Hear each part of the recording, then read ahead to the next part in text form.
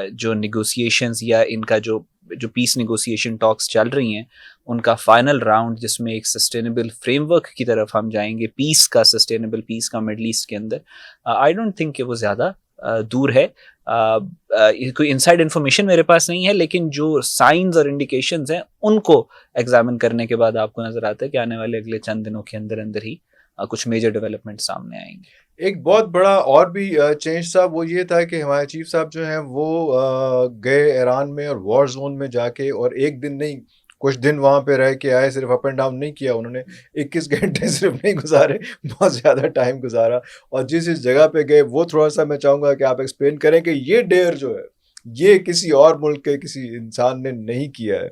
और इस दौरान जब सारी चीज़ें हो रही थी तो हमारे जो प्राइम मिनिस्टर साहब थे और जो फॉरेन मिनिस्टर थे वो किन किन रूट्स पे थे, और हमारे फाइनेंस मिनिस्टर उस टाइम पे किन किन रूट्स पे थे, ये एकदम ये सारा कुछ जो हो रहा था इसको थोड़ा सा आप एक्सप्लेन करेंगे? नहीं, बहुत सारी चीज़ें ऐसी हो रही थी। देखें, जो मिडल ईस्ट है उसके बारे में ब्रिंजिंस्की ने एक किताब लिखी, द ग्रैंड चेस बोर्ड।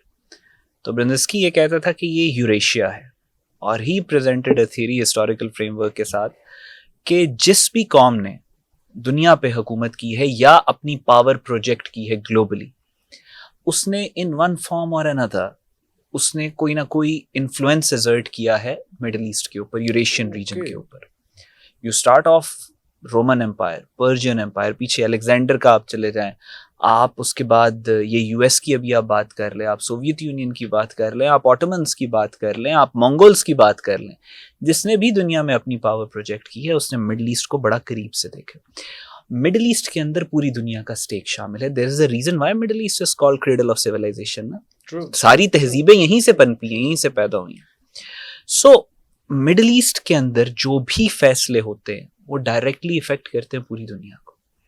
सो अब जो मिडिल ईस्ट के अंदर ये बात हो रही, जैसा मैं अक्सर बात करता हूँ जो इंटरव्यूज वगैरह में भी, कि ये सिर्फ सीज फायर की बात नहीं है, जंग रुकने की बात नहीं है। जब ईरान कहता है कि सस्टेनेबल पीस चाहिए तो वो कहता है मिडिल ईस्ट का सिक्योरिटी फ्रेमवर्क तब्दील हो। तो जब मिडिल ईस्ट का सिक्योरिटी फ्रेमवर्क तब्दील होगा तो वो फिर एक या दो प्लेयर्स का काम नहीं है, वो मल्टीपल प्लेयर्स उसके अंदर इन्वॉल्व होते हैं। कुछ सामने आते हैं, फ्रंट के ऊपर आके खेलते हैं। जैसे मिसाल के तौर पे यूएस है, बिल्कुल फोर फ्रंट पे आपको नजर आ रहा है। कुछ प्लेयर्स होते हैं जिनका स्टेक बहुत ज्यादा होता है, हिस्टोरिकल स्टेक। अब कई हजार साल पुराना स्टेक है चाइना का मिडिल ईस्ट के अंदर, द सिल्क रोड और वो सारा। लेकिन आपको वो सामने आके खेलता हुआ नजर नहीं आएगा, वो बैकग्राउंड्स के अंदर आपको नजर आएगा।